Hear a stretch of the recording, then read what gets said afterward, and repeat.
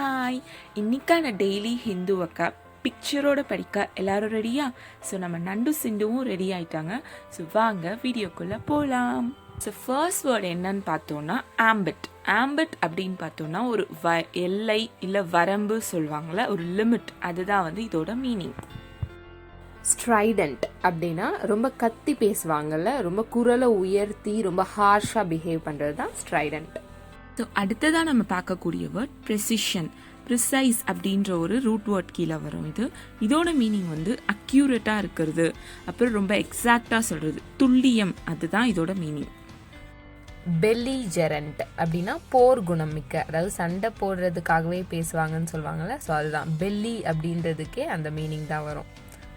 So அடுத்து நம்ம பார்க்கக்கூடிய வேர்ட் கமாடிட்டி. இது மெயினாக அந்த ட்ரேடிங் அந்த மாதிரி விஷயத்துலலாம் இந்த டேர்ம் யூஸ் பண்ணுவாங்க.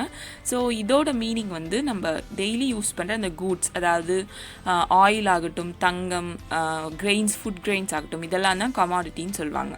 ஆம்பிகியூட்டி அப்படின்னா ஒரு எக்ஸாக்ட்னஸ் இல்லாமல் தெளிவில்லாமல் இருக்கிற நிலைன்னு சொல்லுவாங்கள்ல, அதுதான் ஆம்பிகியூட்டி, சந்தேகம்னு சொல்லுவாங்க. ஸோ அடுத்து நம்ம பார்க்கக்கூடிய வேர்ட் ப்ரீடெசஸர், அதாவது முன்னோடியாக திகழ்கிறவங்க. இப்போ சக்ஸஸர் அப்படின்னா நம்மளுக்கு அடுத்து வரவங்கன்னு சொல்லுவோம் இல்லையா? ஸோ அதே மாதிரி ஒரு பிஸ்னஸ் ஆகட்டும் இல்லை வேற எந்த விஷயத்துலையும் நம்மளுக்கு முன்னாடி இருக்கிறவங்க தான் ப்ரீடெசஸர் சொல்லுவாங்க. வாலடைல் அப்படின்னா நிலையற்று இருக்கிறது, அதாவது வாலடைல் மெமரின்னு சொல்லுவாங்கள்ல, அது பெர்மனன்ட் மெமரி இல்லாமல் டெம்பரவரியாக இருக்கிறது தான் வாலடைல்னு சொல்லுவாங்க. ஸோ ஃபைனலாக நம்ம பார்க்கக்கூடிய word illicit.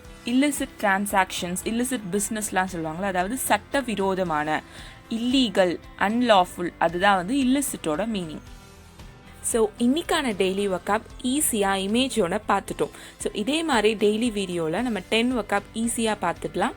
Until then, bye from Nandu, Cindu. Tata.